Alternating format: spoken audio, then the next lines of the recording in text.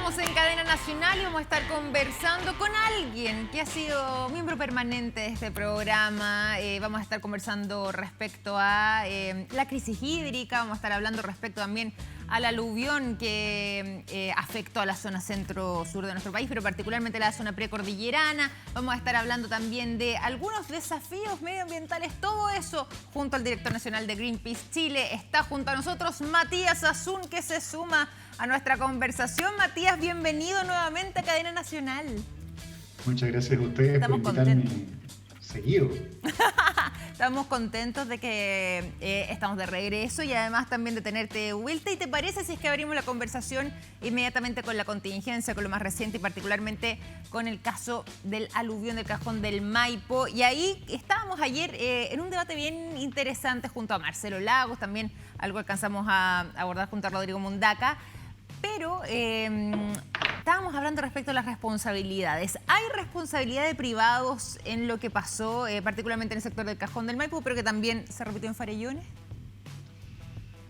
A ver, directas e indirectas. Vamos directa nomás, al hueso. Expliquemos.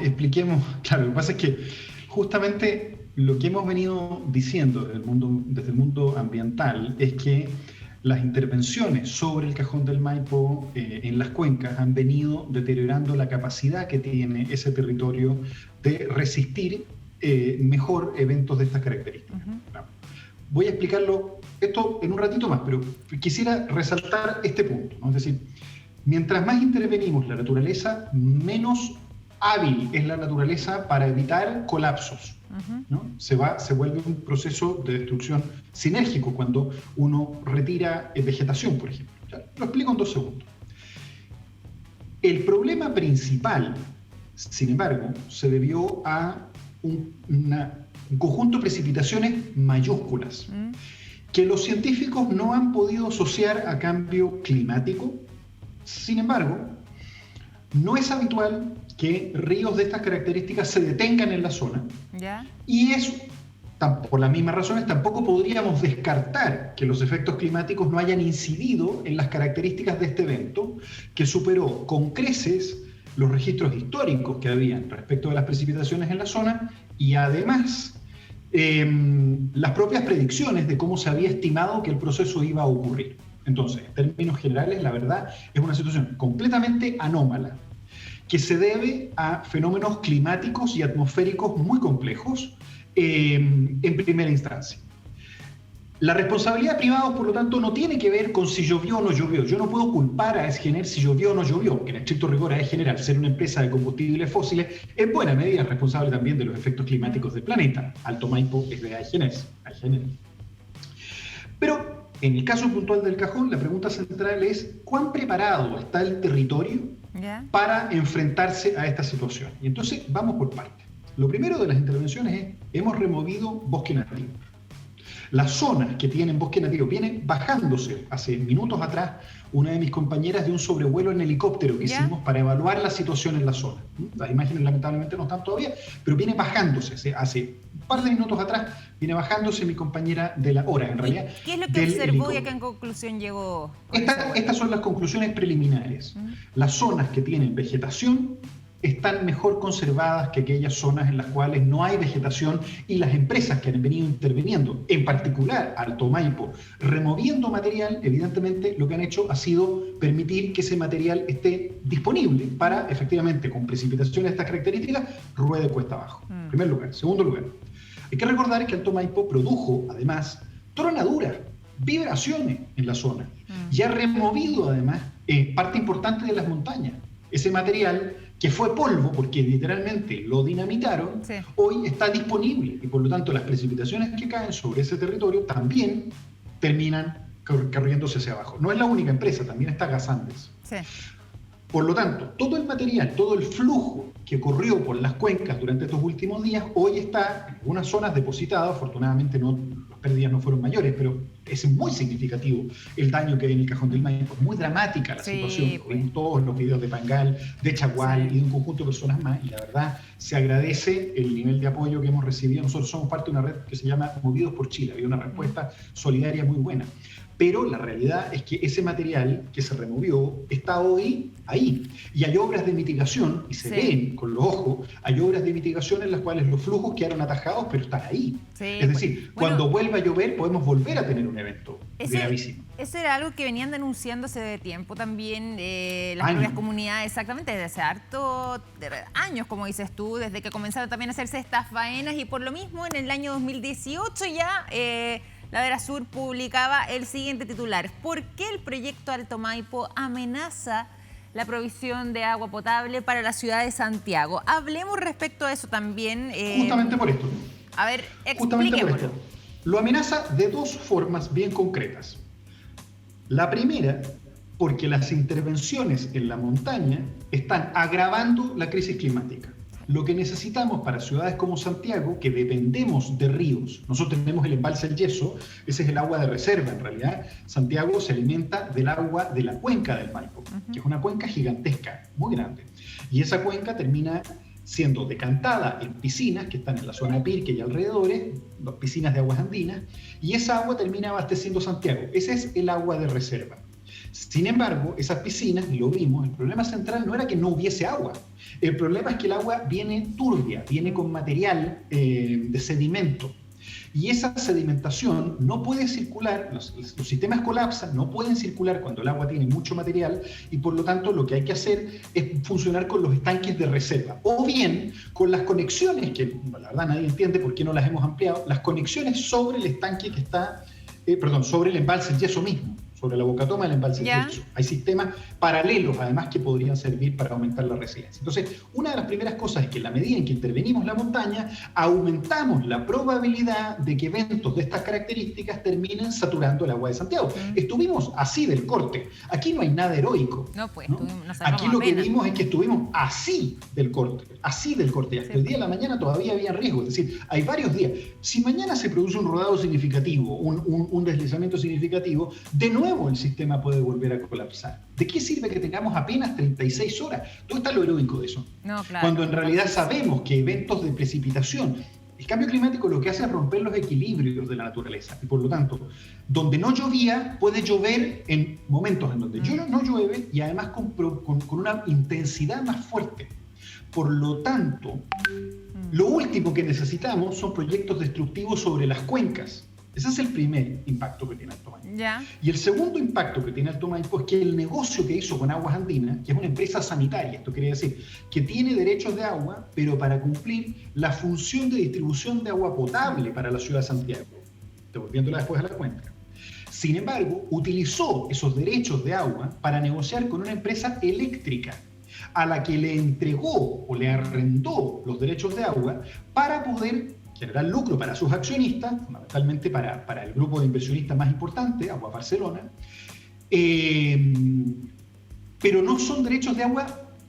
Esa es la locura. No se cumple la función sanitaria, lo que quiere decir que tenemos derechos de agua que deberían servir como reserva, que estamos obligados, Aguas Andinas está obligado a entregarle a Alto Maipo para que Alto Maipo funcione. Pero eso, evidentemente, va a disminuir la capacidad hídrica que tengamos. Claro. No solo la calidad, la cantidad de agua.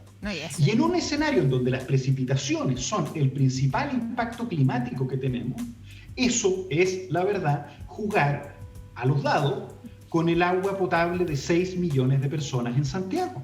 No, pues, entonces, claramente no solo Alto Maipo, también está Gas Andes, también está Aguas Andinas, que han jugado al lucro con la seguridad hídrica de todos nosotros. Si usted tuvo que acumular agua el otro día, eso se debe en buena medida a proyectos como Alto Maipo. Y váyase acostumbrando, porque la empresa que nos tiene acostumbrados, la empresa que nos entrega agua potable, nos viene diciendo que este es un negocio razonable, cuando en realidad, justamente, y este es el problema del agua, se utiliza para cualquier cosa menos que para la seguridad de las personas. Claro.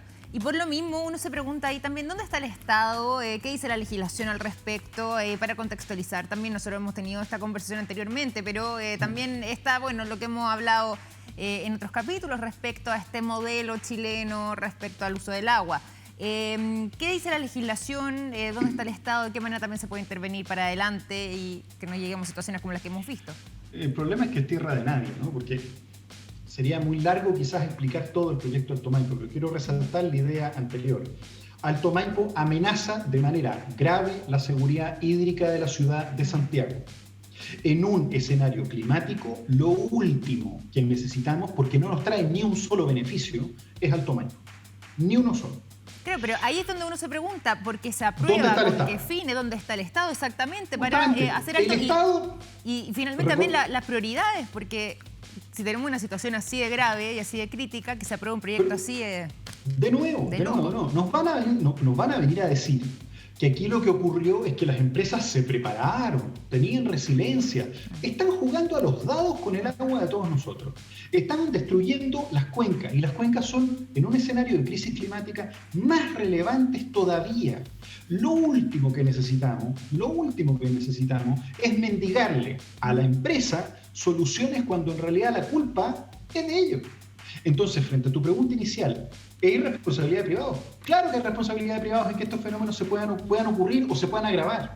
Claro que hay responsabilidad. A esto nos referíamos. Eventos como estos son los que venimos diciendo desde hace décadas que puede finalmente traducirse en un riesgo para la ciudad más importante del país. ¿Se imaginan el lunes sin agua? Entonces, claro. ¿Dónde está el Estado? Y en pandemia más encima, Matías. Y en pandemia. O sea, habríamos estado todos como están en Petorca todos los días, sí, pues, juntando agüita en balde. Entonces, un poco lo que quiero decirles. Hace algunos meses hicimos una encuesta. ¿Cuál es la percepción de riesgo que tenemos como país? Y la mayoría de las personas nos decía, yo creo que van a haber problemas hídricos de 0 a 5 años. Lo que ocurrió el sábado, perdón que sea así de claro, pero lo que ocurrió el sábado y el domingo es justamente la constatación de que eventos climáticos de estas características obligan a reorganizar el régimen jurídico de las aguas para impedir que, debido a vacíos legales, para responder tu pregunta de manera muy concreta, una empresa sanitaria pueda generar lucro para sus accionistas aliándose para generar energía. Eso no es optimización, porque Chile no ve un centavo de todo eso. Claro. Oye, yo quería además también llevarte a que revisemos lo que nosotros hemos puesto, el tuit del día, señor director, y que además te tiene a ti también retuiteándolo, poniéndole like a algo que escribió a través de su cuenta de Twitter Rodrigo Mundaca. Y dice así... Mi etiqueta a mí. Sí, pues exactamente, está etiquetada. Bueno, nosotros, como te contábamos al principio, conversamos con él el día de ayer, pero él subió esto a su cuenta de Twitter. Las dos realidades de un Chile asimétrico. Ahí etiquetamos a Tima Mujeres, a Moda Tima y además también a ti directamente, pero se muestra la realidad de Petorca, donde están ahí los vecinos con bidones trasladando el agua, y por otro lado Antonio Walker, ex ministro de Agricultura, haciendo ahí una especie de lavado de platos y que además ahora está como candidato constituyente, pero que sabemos también está en una situación bien, ahora ya por lo menos no está en este conflicto de interés, digamos, pero porque ya no está ostentando el cargo de ministro de Agricultura, pero en algún momento esta especie de conflicto de interés entonces por los temas del derecho o de los derechos de agua. ¿Qué te parece esa imagen que además tú también retuiteaste en tu cuenta personal? Por supuesto, por supuesto. Me pareció muy polite de parte de Rodrigo, en su calidad de vocero, llamarle asimétrico, ¿no? Es el Chile de la injusticia. Es de una insolencia que el dueño él mismo lo ha dicho, son para regar unas pocas manzanas, ¿no? Cito textuales sus palabras, y es reconocido ser dueño de 300 y tantos litros por segundo. Sí, de repente dice 300, la otra vez 180, 800, bueno, según la estimación al menos de Moda Tima, eran 29.000 litros por segundo. La única forma de que eso sea poco, piensen, 300 y tantos litros por segundo, piensen, cada bidón de esos que hay en las oficinas tiene 25 o 20 litros. Imagínense cuánto tiene que haber para llenar un furgón. ¿Cuántos furgones recibe por segundo? Y dice que es poco. La única forma que diga que es poco es porque su familia, ¿no?, en la exportación de las manzanitas, tiene el equivalente, sus familiares y cercanos, a la mitad, más de la mitad, casi 2/3 del río Maipo completo. Ya lo vimos, alimenta el agua de Santiago. O sea, solo él es dueño de una cantidad gigantesca de agua. Esto coloca, asimetría es la mejor palabra desde el punto de vista neutro, ¿no? Es una injusticia.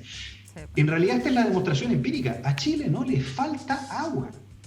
Lo que le sobra son dueños de agua que dicen que no están preocupados del problema, que están preocupados del problema por todos nosotros, mientras hay miles de personas, cientos de miles de personas, que están teniendo que vivir de camiones aljibe porque chupamos tanta agua de la superficie de la Tierra que no alcanza a penetrar hacia el interior de la Tierra y las napas subterráneas no se recargan. Y por lo tanto, los estanques que antes funcionaban ya no funcionan. Y que haya subido este señor una foto con el agua corriendo, tomándose una foto, ¿no? Además diciendo que porque es domingo le toca lavar los platos. No, que, perdóname, sí, pero es que ese mensaje es como de hace, bueno, no sé, para él debe ser. Este señor fue, mientras fue ministro, también cercano a la Sociedad Nacional de Agricultura. Recordemos también la cantidad de subsidios que hay de la Comisión Nacional de Riego entregados directamente a los agricultores. Todos necesitamos comida. Todos necesitamos comida, pero no puede ser que nos haya costado arrendar un helicóptero. Mira esto, porque los arrendaron para secar la fruta de la lluvia. Están usando los helicópteros como secadores de pelo gigantes. No, claro. Ese es el nivel de potencia que tienen estas industrias. Matías. ¿No? Pudiendo llevar los helicópteros para hacer otras funciones, los están usando como secadores de pelo. Entonces, la verdad, la insolencia, la falta de respeto de una persona que dice que tiene 3 o 4 paltas, que fue ministro y se negó a la reforma del Código de Aguas para priorizar el consumo humano y la protección de la naturaleza. La misma naturaleza que por estar seca no fue capaz de atajar los flujos de los cerros el otro día. No, claro. Matías, por lo mismo, para avanzar en este tema y sobre todo también para seguir con el tema del agua y particularmente llevándolo hacia la sequía, la falta de agua, es que tenemos el siguiente titular que vamos a revisar junto a ti. Mega sequía, la nueva normalidad, entre comillas, en la que vivirá Chile. Y acá, bueno, en este reportaje está relacionado además también a un informe del Centro de Estudios Públicos que da cuenta entonces de esta realidad que ya comenzaríamos a vivir entre el 2030 y 2060 aproximadamente, según este estudio. El Centro de Estudios Públicos, ¿no? Exactamente. Por lo mismo, el norte y el centro de nuestro país, según este mismo estudio, ya para aproximadamente el 2040 estaría con cerca del 50% de falta de agua, es decir, respecto además también a la realidad que estamos viendo actualmente. ¿Es tan así? ¿Podemos llegar a eso? ¿Es mejor claro. la situación o es más grave incluso que lo que ahí se señala? ¿Qué es lo que dice Greenpeace al respecto? La verdad, hay suficiente información. Nosotros sobre eso solo nos hemos venido dedicando a constatar los impactos. La verdad, la información está públicamente disponible, tanto por los reportes de medio ambiente como por el Banco Mundial y también por las propias instituciones. Hay un documento que se llama Balance Hídrico Nacional, la actualización del Balance Hídrico Nacional que hizo el Departamento de Ingeniería de la Universidad de Chile y establece de manera muy clara, lo estoy mirando aquí justamente aprovechando que estoy en el computador, establece de manera muy clara que en un modelo de aumento de las temperaturas a 2,5 grados, es decir, un grado más todavía que lo que se fijó en el Acuerdo de París, pero lo más probable es que, recordemos, los modelos que tenemos ahora, en el mejor de los casos, están apuntando a un aumento de temperatura hacia 3 grados. Y vamos recién en el primero. Y hay que, esto es como un terremoto. Cada grado, todo Chile no sabe, cada grado es peor. Y los efectos sinérgicos son peores. Sí, pues. Lo explico de manera muy sencilla. Un bosque deja de recibir precipitación, se seca, se vuelve más fácil que se incendie, y entonces el carbono que estaba tramado en forma de arbolitos vuelve a la atmósfera a agravar el cambio climático. A eso nos referimos con efectos sinérgicos. Lo mismo pasa en los océanos, etc. Por lo tanto, la realidad del asunto es que se vuelve todavía más grave. El derretimiento glaciar es parte del problema. Los modelos de predicción están estableciendo que podrían bajar las precipitaciones en la zona central a mediados de este siglo hasta un 50%. Sí, es altísimo. Y hasta un 25% en el sur. Hay que recordar que este año, el año que pasó en realidad, el 2020, lo hemos dicho en varias ocasiones en este mismo programa, pero las precipitaciones registradas en la estación meteorológica de Estación Central registraron una precipitación equivalente al 50%, 56% de un año normal. O sea, el año que pasó fue extremadamente seco. Y aquí viene una cuestión que también es muy relevante, que pronto vamos a sacar un reporte sobre esto desde Greenpeace. Las lluvias, lo que están haciendo también es despertar toda la vegetación menor dentro de los bosques, dentro de los hábitats naturales que tiene el país, y eso sale pastito. Pero ese pastito a los meses está seco, lo que significa que se produce también una mayor posibilidad de combustión de ese mismo material como resultado del cambio climático. Esto es la perversión del asunto. Entonces, lo que quiero un poco señalar es, eventos climáticos como los que estamos viviendo en la zona central se van a traducir en un aumento una reducción de las precipitaciones, pero también en un aumento de los fenómenos climáticos excepcionales, ¿no? Monstruosos, desastrosos, desastres climáticos, como la lluvia. Complejo, por decirlo menos, lo que se viene para adelante. No, y además también extremadamente preocupante. Además, no me deja llamar la atención también dentro de este mismo estudio, se señala que nuestro país, particularmente Chile, dentro de los próximos 20 años, podría ser uno de los países que esté dentro del listado de los 30 países con mayor crisis hídrica. Estamos ya en el número 18. Perdón, ese es el concepto exacto. Y eso es bien impresionante porque tú decías también en un momento de nuestra conversación, bueno, agua no falta en nuestro país, sino que más bien es donde está capturada esa agua, o quienes tienen los derechos de esa agua. Tal cual. Y es ese modelo entonces lo que nos llevaría a una situación tan compleja como que estemos dentro de los 30 países con un estrés hídrico más elevado durante los próximos 20 años. Nuestra campaña se llama Suelta el agua. La pueden encontrar en sueltelagua.cl y estamos justamente reuniendo firmas para demostrar que este es un tema que tenemos que corregir desde la Constitución hacia abajo. No se acaba solo con la Constitución. La idea de soltar el agua se debe justamente a que en un modelo de estrechez, si el agua tiene dueño, hay que pagarle a otro para poder vivir. Sí. Deja de ser un derecho, como es la salud, como es la educación. Pero estamos hablando de algo que, perdonen que lo diga, es todavía más básico. Es el agua. Sí. No se puede producir alimento en el planeta sin agua. No se puede vivir sin agua más allá de 2 o 3 días. No se puede vivir sin agua. No se puede vivir. No hay actividad económica, no hay progreso económico, no hay gobierno, no hay policía, no hay nada sin agua. Por lo tanto, garantizar que esa agua esté disponible para las personas, para cumplir sus funciones ecosistémicas y además para que los ecosistemas en los cuales hemos vivido por siglos, sin ellos no habríamos llegado hasta acá. Sin los glaciares, sin los humedales, hoy día es el Día Nacional de los Humedales, sin los pomponales en Chiloé, que son básicamente los glaciares chilotes, como les llaman, ¿no? Son los humedales que están en el interior y que permiten que cuando el mar tiene marea roja haya agricultura, haya diversidad de alimentos. Los humedales que permiten además biodiversidad única dentro de nuestro país, que permite mantener saludables los ecosistemas. Situaciones como esta, en las cuales es necesaria esa conservación. No es que, como decían por ahí, el agua de los ríos se pierde en el mar. Ahora les ha dado, esto lo hablábamos hace algunos días atrás, les ha dado con la idea de que los ríos pierden agua en su suelo, en la base del río, ¿no? La base de la cuenca. Y entonces los han empezado a plastificar.